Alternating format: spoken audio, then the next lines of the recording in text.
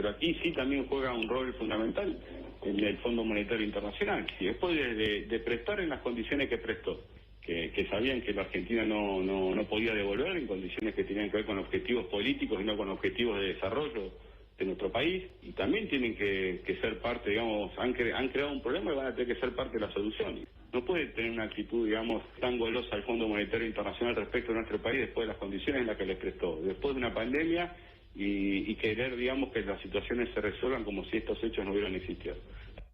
Es un teatro de operaciones donde sí, donde ya nada se discute, bueno, y lamentablemente esto sí es transversal a todas las fuerzas políticas, operan cada párrafo con cada periodista, y bueno, hay toda una situación realmente que hace que significa una pérdida de tiempo leer análisis políticos porque están fuertemente influenciados por todo tipo de operaciones. Entonces realmente no hay una discusión real, sino que hay una discusión de operaciones donde siempre se busca dejar a alguien en tal forma. Más o menos siempre somos los mismos aparte, ¿no? El máximo irresponsable está pasando por su peor momento y como si esto fuera poco, hace ostentación, como lo escuchamos, de una insólita fragilidad conceptual. Su discurso es un aburrido rosario de lugares comunes, setentistas, carece de la astucia táctica de su padre y de la buena oratoria de su madre, y jamás en su vida se atrevió a dar una entrevista a un periodista independiente.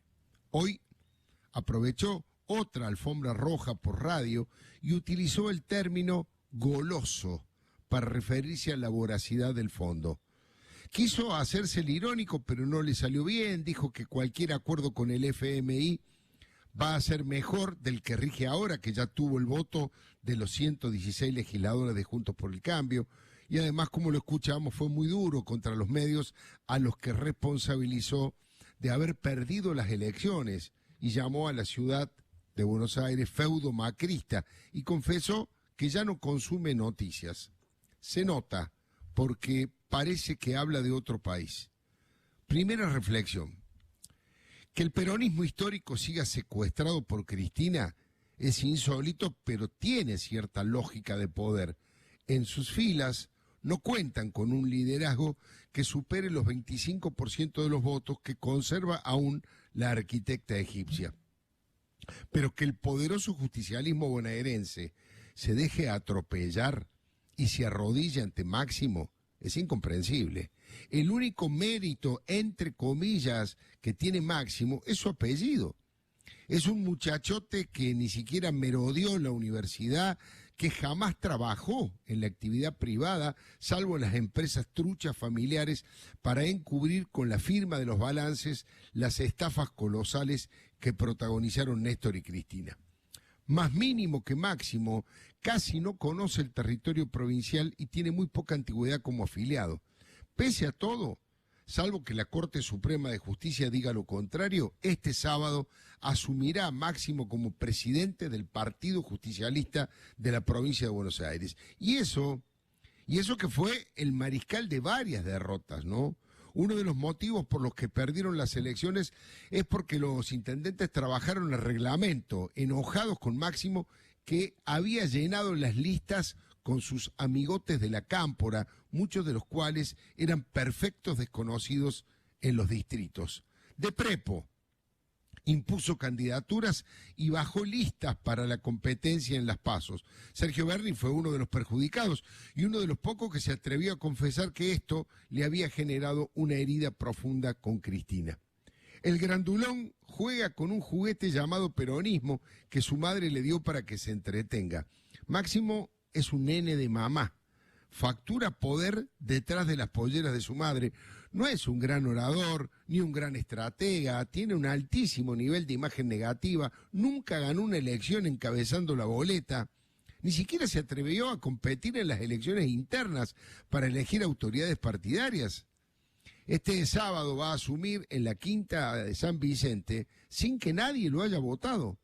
Fue elegido entre 4 padreres por el dedo de Cristina y por las matufias y transfugueadas con los delegados y violando varias normas. El único valiente que se le plantó fue el intendente de Esteban Echeverría. Fernando Gray se la siguió peleando en la justicia hasta hoy, que la Cámara Nacional Electoral le concedió un recurso extraordinario para llegar con este reclamo a la mismísima Corte Suprema. Veremos si le permiten asumir o le postergan la fiesta, porque están flojos de papeles. Hay 12 integrantes de la nueva conducción que no tienen la antigüedad requerida por los estatutos y 7 personas que están afiliados a otros partidos políticos. Pero las normas nunca detuvieron la voracidad por el poder de los Kirchner. Es insólito lo de Máximo, ¿no? Más pierde y más poder le dan. Todo lo hace en silencio, desde la oscuridad. Es todo tranza en el nombre de su madre y él tiene la llave del despacho.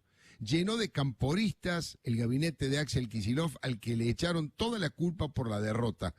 En otro momento, Néstor Kirchner, cuando perdió las legislativas frente a Francisco de Narváez, renunció a su cargo partidario como una forma de hacerse responsable, de asumir las culpas, pero Máximo no. Es el mariscal de la derrota y en lugar de dar un paso al costado, se hizo designar presidente del partido y llenó el gabinete con su gente. Sus lugartenientes de la Guardia de Hierro de Cristina, que es la Cámpora, dicen que a Máximo le cuesta ser oficialista, que se siente cómodo en el papel de opositor. Claro, le cuesta ser oficialista porque destruir es más fácil que construir. Máximo tiene licuado su poder. Ya no puede imponer las cosas con su verticalismo castrense y castrista. Todo lo hizo en forma autoritaria. Esta es la lista porque lo digo yo y San se acabó, le decía a los intendentes. Pero a los fracasos legislativos y electorales hay que sumarle el quiebre cultural del armado de su agrupación. Es cierto que fueron muy exitosos en apropiarse de todas las cajas más deseadas y suculentas de la administración pública y que sembraron las segundas y las terceras líneas de los ministerios con talibanes camporistas. Pero también es cierto que sus dogmas ideológicos envejecieron prematuramente, que se convirtieron en burócratas y millonarios en algunos casos y perdieron la rebeldía de la juventud. Sin la gente que podía aportar la CGT, no pudieron ni llenar la Plaza de Mayo, pese a que Máximo llamó a reventarla. El dibujante Sendra editorializó con ironía: es lo único que le falta reventar. Han perdido encanto seductor y su imagen ante la sociedad es cada día peor.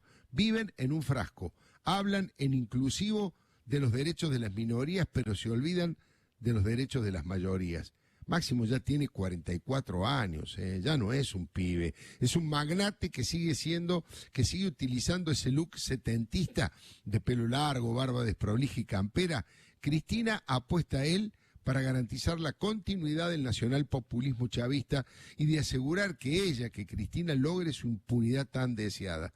No tiene problemas digestivos para elogiar a Chávez o a Fidel Castro y ningunear a José Ignacio Rucci y simultáneamente abrazarse a derechosos mafiosos como los Moyano o directamente fascistas. No le hace asco a nada que tenga que ver con la acumulación insaciable de poder y de dinero. Y en eso es igual a sus padres. Es un millonario que dice combatir millonarios.